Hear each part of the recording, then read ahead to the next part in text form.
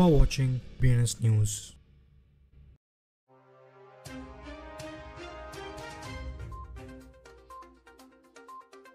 Welcome to today's crypto news. चलिए पहले हम देखते हैं आज की headlines. North Korean hackers crypto firms को हिडन रिस्क कैंपेन में टारगेट कर रहे हैं। यूएस डिपार्टमेंट ऑफ जस्टिस ने बिटफाइनेंस हैक पर स्टेटमेंट किया जो बिलियन डॉलर्स की बिटकॉइन चुराई गई। कॉइनबेस ने सोलाना पर बिटकॉइन को सीबीबीटीसी के साथ लाया। इलेक्शन के बाद क्रिप्टो मार्केट्स में $728.6 million USDT influx. Extra large crypto base ने बाइनेंस से $1,897 BTC वर्थ $142.6 मिलियन विड्रॉ किया। हैकर्स ने फ्रेंच ब्रेड में $1,25,000 की डिमांड कर दी क्रिप्टो रैंसमवेयर अटैक में। मागा और अदर पॉलिटिकली थीम टोकन में major sell off, investors profit ले रहे हैं। DEGEN L3 migration Condor stand off और फाइनेंशियल लॉसेस से रुकावट का सामना कर रही है। मानेकी, मुडेंग और सनडॉग मीम कॉइन पंप को लीड कर रहे हैं। डोरमैंट $1.14 बिलियन इथेरियम वेल उठता है 8 सालों बाद बेचना शुरू करता है। रिपब्लिकन्स इलेक्टोरल स्वीप में जीतने के लिए सेट हैं। पॉलीमार्केट बेट्स का आवाज उठ। डेब्स रेवेन्यू अक्टूबर में $164 मिलियन तक पहुंचा एमिड growing adoption. North Korean state sponsored hackers ने अपने अर्सेनल को एक्सपेंड किया है और एक नए कैंपेन हिडन रिस्क को लॉन्च किया है जो मैलवेयर के जरिए क्रिप्टो फर्म्स में इन्फ्लेट करने का प्रयास करते हैं जो लेजिटिमेट डॉक्यूमेंट्स के रूप में डिस्गाइज किया गया है। एक थर्सडे रिपोर्ट में hack research firm sentinel labs ने इस नए कैंपेन को notorious blue nor of threat actor से कनेक्ट किया जो इनफेमस लजारस ग्रुप का एक सब ग्रुप है जिसे नॉर्थ कोरिया के न्यूक्लियर और वेपन्स प्रोग्राम्स को फंड करने के लिए मिलियन साइफन करने के लिए जाना जाता है। यूएस डिपार्टमेंट ऑफ जस्टिस ने 2016 के बिटफाइनेंस हैक से अफेक्टेड लोगों से इंफॉर्मेशन और स्टेटमेंट्स कलेक्ट करने के लिए एक नया वेबसाइट लॉन्च किया है। इस इनिशिएटिव का एम है पोटेंशियल विक्टिम्स तक पहुंचना जिसमें बिटफाइनेंस अकाउंट होल्डर शामिल है जो थेफ्ट और सब्सिक्वेंट मनी लॉन्ड्रिंग स्कीम से हार्म हो सकते हैं जिसमें 1,20,000 स्टोलन बिटकॉइन शामिल हैं। कॉइनबेस ने अभी सीबीबीटीसी का अनाउंसमेंट किया है जो सोलाना पर पहला बिटकॉइन पैक्ड टोकन है।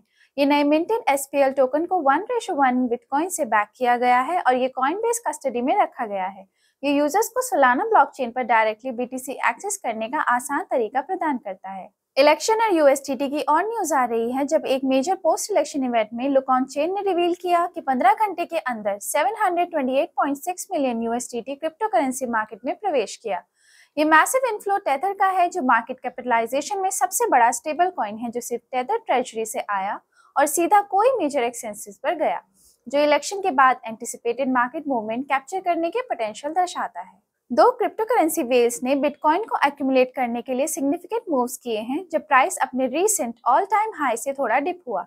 स्पॉट ऑन चेन के मुताबिक पिछले कुछ घंटों में वेल्स ने बाइनेंस से मिलकर 1,897 BTC विड्रॉ किए हैं।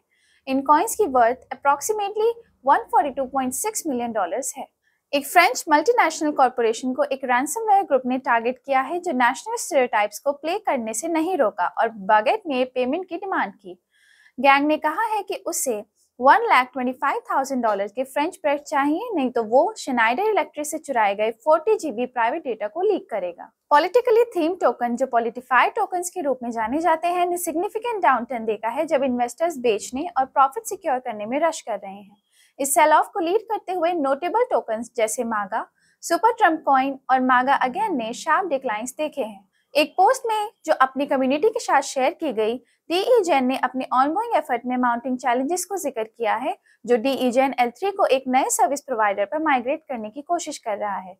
ये प्रोलॉन्ग स्टैंड ऑफ जिसे DEGEN ने क्लेम किया है इसने क्रिटिकल अपग्रेड्स को स्टॉल कर दिया है और यूजर्स को नुकसान पहुंचाया है। अपने करंट प्रोवाइडर कॉन्डुइट के साथ अनरिजॉल्व टेंशंस को स्पॉटलाइट किया है। That's all for today's crypto news. Stay tuned for more updates.